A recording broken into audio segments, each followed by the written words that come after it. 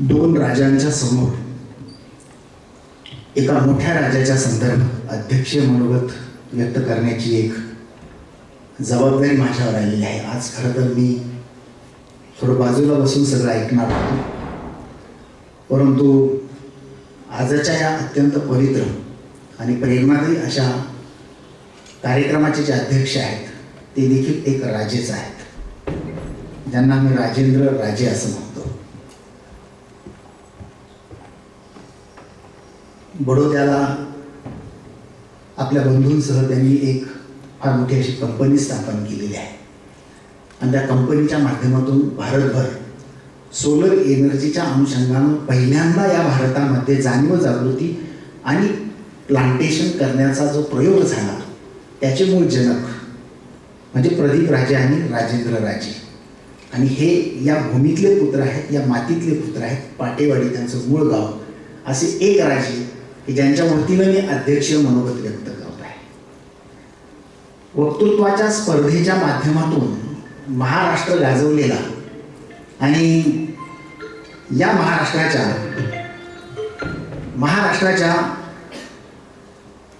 कानाकोपऱ्यातील अशी एकही स्पर्धा, मग अगदी ओनीला झालेल्या कोकणातल्या अत्यंत छोट्यात छोट्या स्पर्धेपासून विद्यापीठाची जी इंद्रधनुष्य असते, PC अलेक्झांडर नावाची स्पर्धा असते आणि त्याच्यातून ऑल इंडिया नॅशनल लेवलची जी एक स्पर्धा असते त्याचा गोल्ड मेडलिस्ट असलेला या वक्तृत्वाच्या स्पर्धेमध्ये एकेकाळी अत्यंत मोठा दबदबा ज्यानं तयार केलेला होता. आणि निखिल नगरकर नावाचा मुलगा स्पर्धेला आलेला आहे असं म्हटल्याबरोबर निम्म्या स्पर्धकांची गर्भगळीत होणं जायची आणि तिथंच ते म्हणायचे की इथलं बक्षीस हाच घेऊन जाणार आहे. असं एक समीकरण विद्यार्थी दशेत ज्याचं झालेलं होतं. त्या स्पर्धेच्या माध्यमातून खरं तर एक मोठा वक्ता या महाराष्ट्राला मिळेल असं माझं स्वप्न होतं. एक मोठा वक्ता या महाराष्ट्राला पुढे नेईल अशी माझी इच्छा होती. परंतु नंतर पॅटर्न बदलला, प्रवास बदलला, तरीसुद्धा म्हटलं की एक संधी आपण या निमित्तानं देऊया. तो खरं तर माझा पुतण्या आहे, परंतु कुठेही मी त्या पद्धतीनं त्याला बोट त्याचं धरलं नाही. त्याला त्याचंच उभं राहायला लावलं आणि त्यानं त्याचं स्वतःचं एक वेगळं अस्तित्व या महाराष्ट्रामध्ये निर्माण केलेलं आहे. पण आज 4.5 वर्षानंतर मी त्याला या निमित्तानं एक संधी दिली आणि ती एका राजावर बोलण्याची संधी दिली आहे. मला त्याच्या वक्तृत्वाची चुणूक चांगली माहीत होती, पण त्याच्यामध्ये एक पॅटर्न जो आहे तो कसा यावा या अनुषंगानं माझं एक स्वप्न आहे. आणि आजपासून खरं तर त्याच्या ही सुरुवात चांगल्या पद्धतीची झालेली आहे असं मला वाटतं. तर असा निखिल नगरकर की ज्यानं गेली पाऊण तास एक तास जवळजवळ ज्या राजावर त्याचे शब्दबाण गुंफले आणि एक चांगल्या पद्धतीनं छत्रपती शिवाजी महाराजांच्या जीवनचरित्रातले वेगवेगळे कंगोरे जे युवकांच्या समोर मांडणं आवश्यक आहे, ज्याची खरी गरज आहे आजच्या काळामध्ये, ते त्यानं उलगडून दाखविण्याचा प्रयत्न केलेला आहे असा निखिल नगरकर. त्यानंतर ज्या महाराजांच्या जयंतीच्या निमित्तानं आपण दरवर्षी हा उत्सव घेत असतो आणि त्याची सुरुवात आज या भाषणानं व्याख्यानानं झालेली आहे. असे महाराज की फक्त नाव जरी त्यांचं पुकारलं गेलं, घेतलं गेलं तर बालांपासून तर वृद्धांपर्यंत अनेकांची म्हणजे रंध्रातून एक सळसळतं रक्त जागं होतं आणि जयघोष उत्स्फूर्तपणानं बाहेर पडत असतो. असे छत्रपती शिवाजी महाराज. फक्त एवढंच म्हणायचा अवकाश, कुणाला शिकवायची गरज नाही, कुणाला सांगायची गरज नाही, कुणाला म्हणायची गरज नाही की उत्स्फूर्तपणानं बिंबीच्या देठापासून प्रत्येकजण जय असंच म्हणतो. जसं रस्त्यानं चालताना ठेच लागल्यानंतर आपल्या मुखातून उत्स्फूर्तपणानं बाहेर पडणारा एकमेव उद्गार असतो जो मराठी माणसाच्या मुखातून बाहेर पडतो आणि तो म्हणजे आई ग. तसाच छत्रपती शिवाजी महाराज की एवढं म्हटलं की लगेच उत्स्फूर्तपणानं आपण जयघोष करतो. असे छत्रपती शिवाजी महाराज यांना मी आपल्या सर्वांच्या वतीनं विनम्र अभिवादन करतो आहे. खरं तर मी आज या ठिकाणी अध्यक्ष मनोगत व्यक्त करताना फक्त दोनच गोष्टींचा उल्लेख करणार आहे. खरं जे काही छत्रपती शिवाजी महाराजांवर बोलायचं होतं ते निखिल त्याच्या मांडणीतून बोललेलाच आहे. अजून खूप गोष्टी बोलायच्या राहिलेल्या आहेत. तर हे असं एक चरित्र आहे, हे असं एक व्यक्तिमत्व आहे, ही अशी एक पर्सनॅलिटी आहे की त्या व्यक्तिमत्वावर तुम्ही कितीही बोललात, कितीही सांगितलं तरी दशांमुळे काही गोष्टी राहतातच.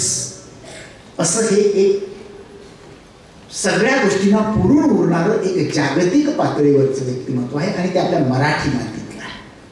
आणि म्हणून एका कवीनं असं म्हटलेलं आहे की थोर महात्मे होऊन गेले, चरित्र त्यांचे पहा जरा, आपण त्यांच्या समान व्हावी हाच सापडे बोध करा. मित्रांनो, तुम्हाला बऱ्याचदा असं वाटत असेल की आम्हाला या सभागृहामध्ये आणून बसवलं जातं, आम्हाला कोणाला ऐकायला लावलं जातं, आम्हाला हा सगळा बळजबरीचा दैवत घालायला लावला जाईल, असा काहींचा गैरसमज आहे आणि तो आहेच. हे सगळं करण्याच्या मागेचे उद्देश फार व्यापक आणि वेगळे असतात. या निमित्तानं आलेली व्यक्ती जी असते ती खूप मोठा अभ्यास करून आलेली असते. तुम्हाला 450 शब्द लिहायचे असतील तर किमान 70 पुस्तकं वाचावी लागतात. लक्षात, तुम्हाला जर 10 मिनिटाचं भाषण करायचं असेल तर किमान 30-35 पुस्तकं चाळावी लागतात. लक्षात, आणि मग आलेली व्यक्ती ही प्रचंड अभ्यास करून तयारी करून आलेली असते. त्यामागे त्याने प्रचंड कष्ट घेतलेले असतात, एक व्यासंग जोपासलेला असतो आणि त्यानं ते सगळं वाचून त्याची एक मांडणी तयार केलेली असते की ती एका भाषणामध्ये तुमच्या समोर ओतली जाते, मांडली जाते, सांगितली जाते. म्हणजे तुम्हाला 100 पुस्तकं वाचण्याचे कष्ट करायची गरज नसते, ते फक्त तुम्हाला अर्ध्या ते पाऊण तासाच्या भाषणातून कळत असतं. म्हणजे त्याचा संबंध हा तुमच्या ज्ञानाशी आहे, मेंदूशी आहे आणि मनाच्या मशागतीशी आहे. मनाच्या मशागतीशी आहे. आज या ठिकाणी छत्रपती शिवाजी महाराजांना विनम्र अभिवादन करत असताना अशा पद्धतीची जी काही महान व्यक्तिमत्व होऊन गेलेली आहे त्यांची चरित्र आपण का वाचायची असतात, का गायची असतात, का ऐकायची असतात, तर त्या माध्यमातून आपण सुद्धा काहीतरी एक बोध घ्यावा. आपण सुद्धा त्यांच्यासारखे नाही होऊ शकलो तर किमान एक चांगला माणूस म्हणून या जगामध्ये जगायला लायक तरी ठेवू शकू. त्यासाठी ही चरित्र ऐकायची आणि वाचायची असतात. अशा पद्धतीची भाषणं ऐकायची असतात. आम्ही असेच आईच्या पोटातून जन्माला आलो आणि सगळे तयार होऊन कोणीच आलेलो नाही आहोत. आम्ही आमच्या विद्यार्थी दशेमध्ये ते परिश्रम केलेले आहे, तो अभ्यास आणि सायास केलेला आहे, ती भाषणं ऐकण्यासाठी पायपीट केलेली आहे. 10-10, 15-15, 20-20 मैल. की एखादं भाषण ऐकायचं असेल तर गावापासून तर तालुक्याच्या गावापर्यंत ते भाषण ऐकायला पायपीट करून भाषण ऐकायला जायचं. का तर ते ऐकण्याची ओढ असायची, याच्यातून मला काहीतरी शिकायला आणि पुढे जायला मिळणार आहे. कॉलेजमध्ये एखादा असा उपक्रम असला तर स्वतःहून पुढे जाऊन तो कार्यक्रम ऐकायचा. का तर त्याच्यातून माझं व्यक्तिमत्व घडणार आहे, माझी पर्सनॅलिटी डेव्हलप होणार आहे, माझ्या मेंदूची आणि मनाची मशागत होणार आहे, याची जाणीव आम्हाला त्या काळात होती. कारण ज्ञान मिळविण्याची साधनं अपुरी होती, तुटपुंजी होती. कसला दूरदर्शन नव्हतं, वृत्तपत्र हातात नसायची, पुस्तकं घ्यायला पैसे नसायची, तर मग भाषणं ऐकून आपण आपलं ज्ञान वाढवायचं आणि त्या पद्धतीनं आम्ही घडत गेलो.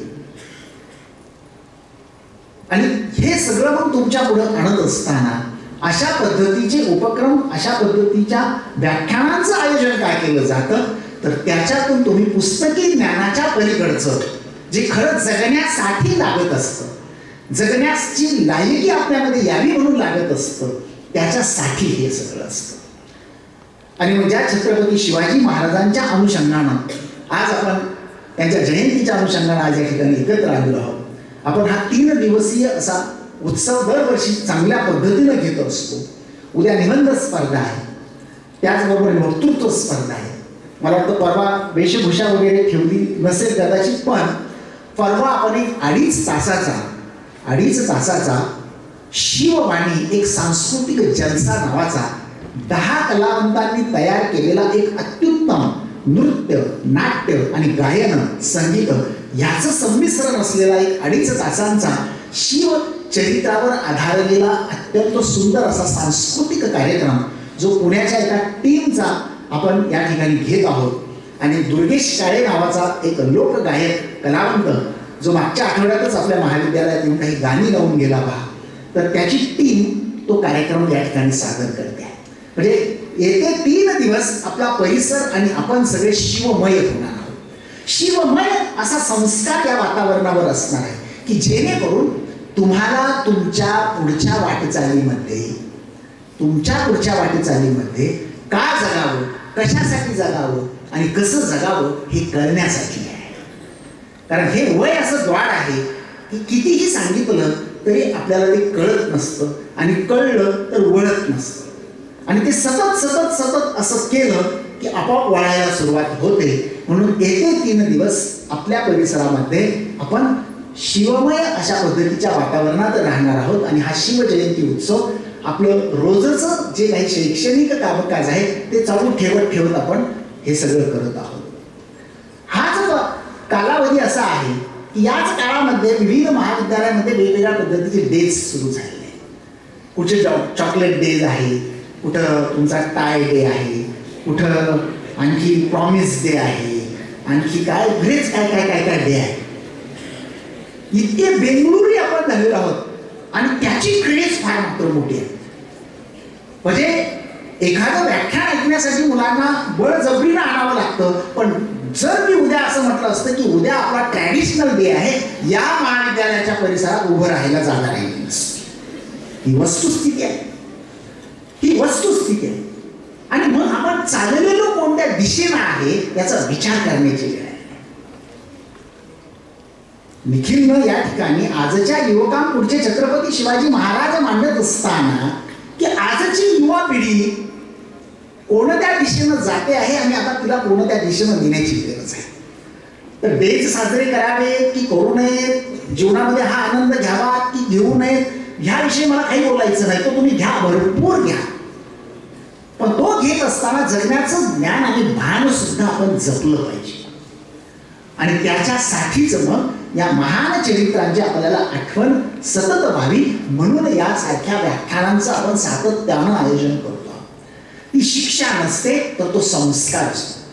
तुम्हाला शिक्षा देण्यासाठी ते नाहीये, तुम्हाला काहीतरी चांगले संस्कार देण्यासाठी, काहीतरी चांगली दिशा देण्यासाठी. आणि ज्या छत्रपती शिवाजी महाराजांची आपण जयंती या ठिकाणी साजरी करत आहोत, माझा एक प्रश्न आहे, सगळ्यांना एक प्रश्न आहे, तुमच्यापैकी कोणीही त्याचं एक उत्तर द्या. छत्रपती शिवाजी महाराजांची जयंती आपण घेतो आहोत, पण ही जयंती खऱ्या अर्थानं कोणत्या सालापासून घ्यायला सुरुवात झाली? कोण हात वर करून बोट वर करून सांगे. छत्रपती शिवाजी महाराजांची जयंती आपण कोणत्या वर्षापासून साजरी करायला सुरुवात केली? कोण सांगेल? आहे का हिशोबाने? आता मला माझ्या मागे एकदा जोरदार जयघोष करायचा. छत्रपती शिवाजी महाराज की, छत्रपती शिवाजी महाराज की, छत्रपती शिवाजी महाराज की. हा जयघोष तुम्ही इतक्या उत्स्फूर्तपणाने घेता. ज्या छत्रपती शिवाजी महाराजांच्या बाबतीत तुम्ही एकही वाक्य चुकीचं कधीच सहन करणार नाही आहात. ज्या छत्रपती शिवाजी महाराजांच्या संदर्भातलं एक वाक्य हजारो टाळ्या घेतं, त्या छत्रपती शिवाजी महाराजांची जयंती नेमकी कधी सुरू झाली हे आपल्याला सांगता येत नाही हिशोबाने. आणि मग ज्या छत्रपती शिवाजी महाराजांनी 350 वर्षांपूर्वी या महाराष्ट्राला स्वाभिमान शिकवला, या महाराष्ट्राला स्वावलंबन शिकवलं, त्या छत्रपती शिवाजी महाराजांनी खऱ्या अर्थानं लोकांचा राजा म्हणून, लोक कल्याणकारी राजा म्हणून स्वतःचं एक वेगळं अधिष्ठान तयार केलं. म्हणजे मी बऱ्याचदा 3 राजांचा, जसं निखिलनं 3 राजांचा उल्लेख केला, पण माझ्या समोरचे 3 आदर्श राजे जे मराठी मातीतले राजे आहेत की जे माणसानं माणसासाठी माणसासारखं जगावं याच्यासाठी आपलं राज्य चालवणारे होते, त्यामध्ये छत्रपती शिवाजी महाराज, त्यामध्ये महाराजा सयाजीराव गायकवाड, जिथून आमचे राजे शिर्के आता आलेले आहेत, आणि त्यामध्ये राजर्षी शाहू महाराज, की मानवतेच्या मूल्यांसाठी झटलेले हे लोककल्याणकारी राजे, आणि त्या सगळ्यांचा मुकुटमणी आणि मेरुमणी म्हणजे छत्रपती शिवाजी महाराज आहे. या छत्रपती शिवाजी महाराजांना दरम्यानच्या काळात पेशवाईच्या युगामध्ये आम्ही विसरत चाललेलो होतो. इंग्रजांच्या आगमनानंतर काही फुटं त्याच्यावरची झटकली जायला लागलेली होती, इतिहासाची पानं चालवली जात होती, आणि अशा काळामध्ये एक महात्मा या ठिकाणी डोळे उघडे ठेवून जगत होता, आणि तो म्हणजे महात्मा ज्योतिराव फुले, की ज्यांना वाटलं की हा आमचा राजा, कुणब्यांचा राजा, कुळवाडी भूषण राजा, आमचा शेतकऱ्यांचा राजा, सामान्य जनतेचा राजा, लोककल्याणकारी राजा, की ज्याचा इतिहास लोक विसरून चाललेले आहेत, या राजाचा इतिहास परत पुढे आणला पाहिजे. या राजाची समाधी कुठेतरी आहे रायगडाच्या पायथ्याशी किंवा रायगडावर, तिचा शोध घेतला पाहिजे, आणि त्या तळमळीनं त्यांनी काही सवंगडी घेऊन त्या कुट्या मध्ये दडलेली ती जी समाधी आहे ती समाधी शोधून काढली, आणि छत्रपती शिवाजी महाराजांची ही समाधी शोधून त्यावर त्यांनी एक स्वतःचा 1000 ओळींचा पोवाडा सुद्धा लिहिला. पहिल्यांदा शिवचरित्रावर प्रकाश आपल्या पोवाड्यातून टाकताना गातो मी पवाडा कुळवाडी भूषण भोसल्याचा, असं म्हणून तो 1000 ओळींचा पोवाडा ज्या छत्रपती शिवाजी महाराजांनी महात्मा फुल्यांनी लिहिला. आणि मग आमच्या महाराष्ट्रीयन माणसाला कळलं, अरे आमचा हा राजा हा आमचा आहे, की शत्रूच्या पिकाच्या देठालाही हात लावू नका असं सांगणारा हा राजा आहे. आणि मग आम्ही छत्रपती शिवाजी महाराजांची जयंती सुरू केली, आणि ते साल होतं 1869,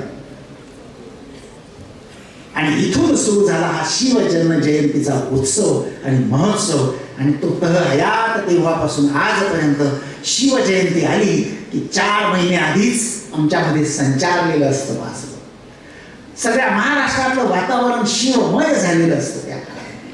त्या रस्त्यांवर शिवगर्जना घुमत असतात, आणि मग असा हा राजा ज्यानं जगाला सुद्धा एक वेगळ्या पद्धतीचं वलय तयार करून दिलेलं आहे, आणि समस्त जगाचा दिशादर्शक म्हणून स्वतःचं स्थान केलेलं आहे तयार. अशा छत्रपती शिवाजी महाराजांची ही जयंती 1869ला, आणि त्याच वेळी लिहिलेला तो पोवाडा. निखिलनं यावेळी अनेक गोष्टी सांगत असताना त्यांच्या प्रशासनातल्या खुबी सांगितल्या. द मॅनेजमेंट गुरु म्हणून त्यांच्यावर एक स्वतंत्रपणाने व्याख्यानाचा विषय होऊ शकतो. एक शेतकरी, कष्टकरी आणि श्रमजीवी वर्गांसाठी झटणारा आणि त्याच्या अनुषंगाने धोरण राबविणारा राजा म्हणून एक वेगळ्या पद्धतीचा, आजचा जसा कृषीवर खातं असतं तशा पद्धतीचा राजा म्हणून एक स्वतंत्र विषय होऊ शकतो. युद्धनीती नावाचा एक स्वतंत्र विषय होऊ शकतो. अगदी शत्रूच्या मृतदेहाची विटंबना न करता, म्हणजे अफजल खानाच्या मृतदेहाची विटंबना न करता सन्मानानं त्याचा दफनविधी करणारा राजा, म्हणजे शत्रूच्याही बरोबरीनं कशा पद्धतीनं वागलं जगलं पाहिजे या भूमिकेतून वर्तन करणारा राजा, एक वेगळा विषय त्या पद्धतीने. समानतेचं आणि मानवतेचं मूल्य जपणारा राजा एक वेगळा, आणि नैतिकतेच्या मूल्यांची पाठराखण करणारा राजा, हे तर फार. सगळं असावं माणसाकडं, कदाचित काही गोष्टी कमी असल्या तरी चालते, पण नैतिक अधिष्ठान ज्याच्याकडे असतं तो जगात कुणालाच घाबरत नाही. ज्याची ताकद नैतिक दृष्ट्या अत्यंत स्ट्रॉंग असते तो कुणालाच घाबरत नाही. आणि नैतिकतेच्या बाबतीत छत्रपती शिवाजी महाराजांचा पराभव कोणीच करू शकलं नाही. म्हणून छत्रपती शिवाजी महाराज कधीच आयुष्यभर कुणापुढे झुकले नाहीत, वाकले नाही. माणसाला झुकायची आणि वाकायची वेळ त्यावेळी येते की कुठंतरी त्याचं नैतिक वर्तन त्याला आतल्या आत सांगत असतो, तू इथं चुकलास, तू इथं चूक केलेली आहेस, आणि तिथं त्याला लाजेनं मान खाली घालायला. पण ज्या छत्रपती शिवाजी महाराजांनी आम्हाला स्वाभिमान शिकवला, त्या छत्रपती शिवाजी महाराजांनी आपलं नैतिक वर्तन हे शेवटपर्यंत अत्यंत शुद्ध, आपलं चरित्र अत्यंत पवित्र ठेवलेलं आहे. आणि म्हणून आजही एखादी मुलीची छेड काढताना सुद्धा फक्त छत्रपती शिवाजी महाराजांच्या नावाचा पुकार जरी केला तरी छेड काढणारा सुद्धा अंगावर त्याच्या काटा उभा राहिल्याशिवाय राहत नाही. इतकी अदृश्य अशा पद्धतीची धमक या नावामध्ये आहे. आणि मग आज आम्ही ज्यावेळी दुसऱ्याच्या बहिणीला सुद्धा आपली बहीण न मानता किंवा त्या हेतून तिची छेडछाड करतो, त्यावेळी आपल्याला स्वतःला खरं तर लाज वाटली पाहिजे. ज्या छत्रपतींच्या संदर्भामध्ये ही सगळी मांडणी चाललेली होती त्यावेळी कल्याणच्या संदर्भामध्ये म्हणजे कल्याणच्या सुभेदाराचा जो पराभव झाला होता आणि त्या संदर्भातला जो प्रसंग आपल्या इतिहासामध्ये सातत्यानं सांगितला जातो की आबाजी सोमदेवानं ज्यावेळी त्या सुभेदाराचा पराभव केला आणि त्या सुभेदाराच्या मुलाची बायको म्हणजे त्या सुभेदाराची सून जी आहे ती नजराणा म्हणून छत्रपती शिवाजी महाराजांच्या समोर ज्यावेळी सादर करण्यात आली, त्यावेळी जर त्या जागेवर आजच्या काळातला XYZ कोणी असता तर त्यानं काय केलं असतं की सुंदर देखणी तरुण अशी सून नजराणा म्हणून सादर केली जाते, त्यावेळी त्यानं काय केलं असतं. आजच्या चंगळवादाच्या युगातल्या XYZ व्यक्तीनं काय केलं असतं,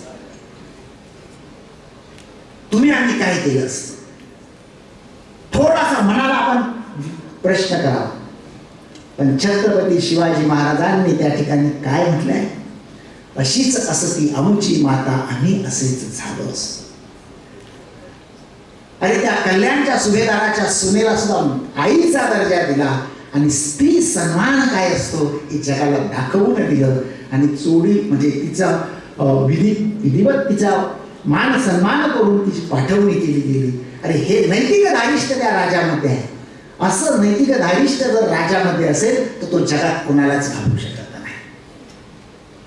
आणि या सगळ्या ज्या गोष्टी आहेत त्या आपल्याला काहीतरी दिशा देण्यासाठी, प्रेरणा देण्यासाठी, मार्ग दाखवण्यासाठी, आयुष्यात आलेल्या संकटांवर मात करण्यासाठी पूरक आणि प्रेरणादायी असतात. आणि त्याच्यासाठी ही चरित्र गायची, ऐकायची आणि वाचायची असतात. आणि म्हणून या जयंत्या आपण साजऱ्या करत असतो. त्या निमित्तानं अशा पद्धतीचे वक्ते आपल्यापुढे येत असतात, त्यांची अभ्यासपूर्ण मांडणी करत असतात.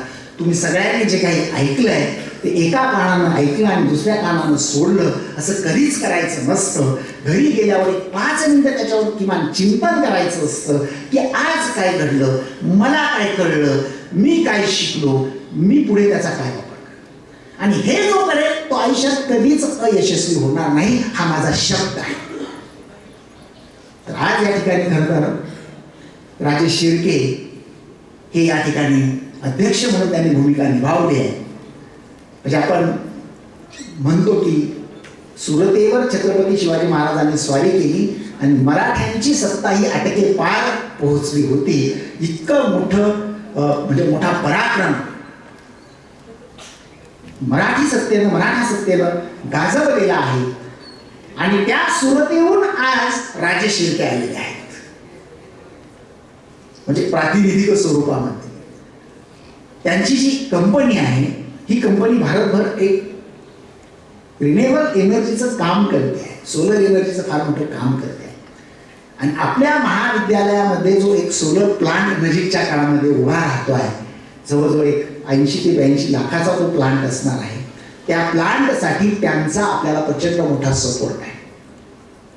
म्हणजे आपला परिसर पूर्णपणानं पर्यावरणमय जो आहे त्याला आणखी सोलर एनर्जीच्या माध्यमातून, ग्रीन एनर्जीच्या या माध्यमातून सपोर्ट करायचं काम त्यांच्या माध्यमातून आपल्याला होत आहे. आणि ते राजे आहेत, उदार आहेत, त्याच्यामुळं त्यांच्या मोठ्या बंधूंचं त्याच्यावर त्या प्रोजेक्टवर फार मोठं लक्ष आहे. नजीकच्या काळात आपला हा प्लांट सुद्धा उभा राहणार आहे. मी त्यांचं महाविद्यालयाच्या वतीनं पुन्हा एकदा स्वागत करतो. निखिल हा म्हणजे आपल्याच घरातला आहे, पण आज तो सन्मानित वक्ता म्हणून या ठिकाणी आपल्यासमोर आलेला आहे. त्यानं खरं तर सर्वांच्या समोरच त्याचे कान धरण्याचा अधिकार मला असल्यामुळं मी त्याला काही सजेशन्स काही करणार आहे की या मांडणीमध्ये असलेली आणखी एक रचनात्मकता जी असते, कारण रचनात्मकता नावाचा प्रकार फार महत्त्वाचा असतो आणि परफेक्शनिस्ट असणं फार आवश्यक असतं आणि त्या दृष्टीनं त्याला जास्त सांगण्याची गरज नाही.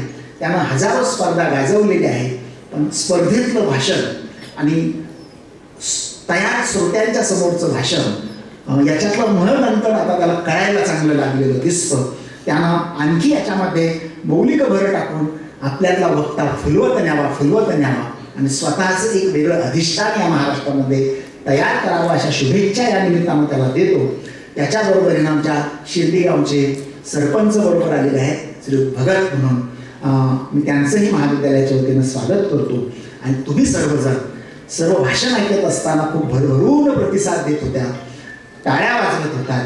पण टाळ्या वाजवणं म्हणजे मला भाषण कळणं असं नव्हे, तर कळलेल्या भाषणावर चिंतन करणं म्हणजे खऱ्या अर्थानं त्या टाळ्यांचा अर्थ होय.